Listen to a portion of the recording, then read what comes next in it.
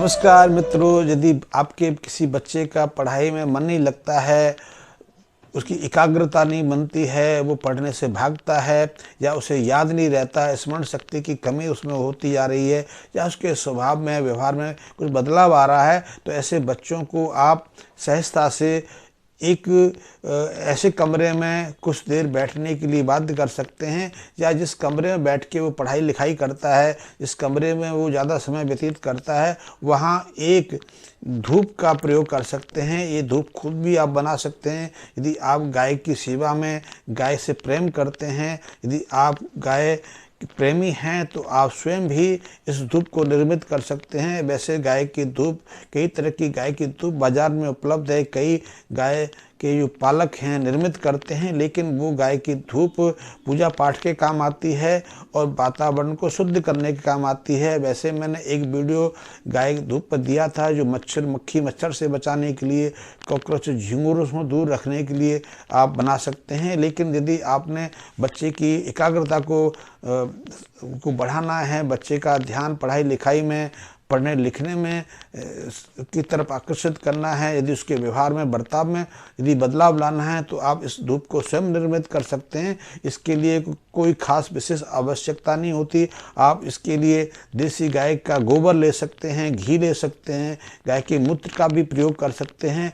और ऐसी गाय का यदि देसी गाय का गोबर, मूत्र, घी प्रयोग करेंगे जो पहले से ही कुछ विशेष जड़ी बूटियों का सेवन करती है, तो उसमें ज़्यादा निपुणता आती है। अन्यथा आप ये तीन चीज़ें, गाय का सूखा गोबर, गाय का मूत्र और गाय का गाय का घी, तीन चीज़ें जितो ले लें। फिर आप गूगल का प्रयोग करें, चंदन ले लें, लाल रंग का चंदन मिले तो उसका पाउडर ले लें, अन्यथा सफ़ेद जो चंदन आता है उसका पाउडर ले सकते हैं। इसके अलावा रोजमेरी एक आती है, वो भी एक जड़ी है, और उस जड़ी का प्रयोग करें। इसमें दालचीनी का विशेष तरह के प्रयोग करें। और इसके अलावा जटामासी, और आप एक धूप लक्कड़ आती है, धूप लक्कड़ धूप बनाने के लिए विशेष प्रयोग होती है। आजकल तो इसका कम प्रयोग होता है, लेकिन धूप लक्कड़ एक अकेली ऐसी चीज़ है, जब इसको कूटते हैं तो उसमें से बहुत सारा तरल, बहुत सारा लिक्विड जो ऑयल है वो निकल के आता है।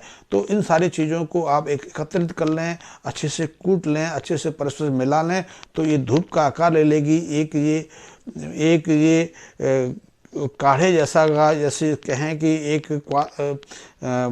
एक पेस्ट का आकार ले लेगी। उसकी बत्ती बना सकते हैं। बत्ती के लिए कई सांचे भी मिलते हैं, लेकिन आप घर में प्रयोग करना चाहते हैं तो घर में हाथ से भी बत्ती बना के इसका प्रयोग कर सकते हैं। इसमें तीन चीज़ें ऐसी हैं जो बच्चों की जो एकाग्रता है उसमें मदद करती हैं। उनका ध्यान जो भटकता है वो भटकने नहीं देती हैं। बच्चों की जो स्मृति है, पढ़ने की, याद रखने की क्षमता है, वो विकसित होने लगती है। और वो ऐसे बच्चे जो ऐसे वातावरण में, जिसमें इस धूप को जलाया जाता है, उसमें रहते हैं, तो उनकी जो कार्य क्षमता है, उनकी जो परफॉर्मेंस पढ़ाई में अचानक आप देखते हैं कि बढ़ती जाती है।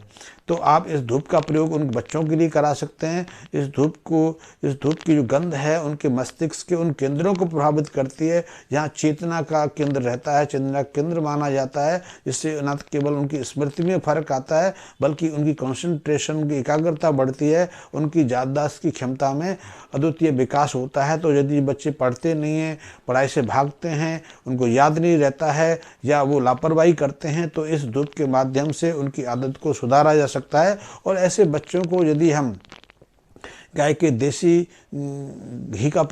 देसी जो दूध होता है, देसी दूध में घी का प्रयोग करके दिखाएंगे तो भी बहुत अच्छा है, क्योंकि घी स्मृति बढ़ाने में, मानसिक एकाग्रता को विकसित करने में बहुत मददगार होता है। बौद्धिक क्षमता में ये अद्वितीय विकास करता है। तो आप देसी गाय के घी का भी प्रयोग कर सकते हैं। इसके अलावा एक ब्राह्मी घी आता है, वो भी बौद्धिक क्षमता बढ़ाने में बहुत मददगार है। तो दूध के साथ उस घी का प्रयोग भी कर सकते हैं। और ऐसे बच्चे जो पढ़ाई से भागते हैं, पढ़ाई में रुचि नहीं लेते, पढ़ाई में कमज़ोर साबित होते हैं, उनकी बौद्धिक क्षमता को विकसित करने के लिए आप देसी घी आधारित जो घी है या जो ब्राह्मी घृत है उसका प्रयोग भी करा सकते हैं। और ये धूप तो बहुत अद्वितीय है। धूप तो उन लोगों को भी प्रयोग करनी चाहिए जो बौद्धिक क्षमता से कार्य लेते हैं, जो अपने ऑफिस में बैठते हैं, अपनी योजनाएं बनाते हैं लेकिन अपनी योजना को पूरी तरह से सफल नहीं कर पाते, या जो शीघ्र थकान महसूस करते हैं, या जिनको ज़्यादा क्रोध आता है, वो अपने आवेश पर, अपने क्रोध पर, अपने उत्तेजना पर नियंत्रण नहीं रख पाते। ऐसे लोगों के लिए भी ये जो धूप है बहुत मददगार साबित हो सकती है। तो इस धूप को आप खुद भी तैयार कर सकते हैं।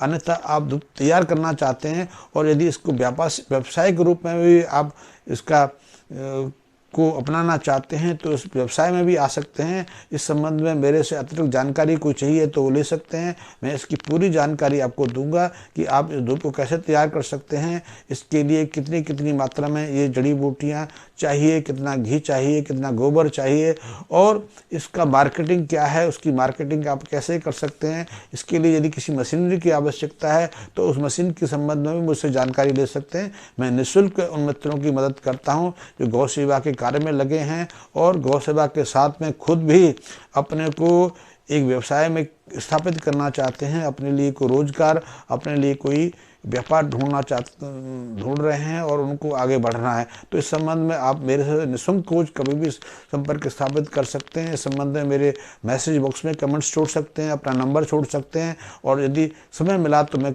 आपसे संपर्क कर पाऊंगा। अन्यथा आगे से मैं अपने इस वीडियो के साथ में अपने कुछ नंबर भी शेयर करूंगा। वैसे मेरा ईमेल आईडी तो उस पर रहता है, आप मेरे को ईमेल आईडी पर भी कांटेक्ट कर सकते हैं। तो आपने यदि इस धूप को निर्मित करना है, धूप का व्यापार करना है, या कोई और गौ आधारित कोई व्यवसाय शुरू करना है तो इस संबंध में भी जानकारी ले सकते हैं, क्योंकि गाय के प्रोडक्ट बहुत सारे बन सकते हैं। ऐसे 150 से ज़्यादा प्रोडक्टों पर तो मैंने जानकारी एकत्रित की है, उन पर कलेक्शन किया है, शोध किया है, अध्ययन किया है, और मैं अपने मित्रों को इस संबंध में हमेशा सहायता करने के लिए तत्पर रहता हूँ। धन्यवाद मित्रों।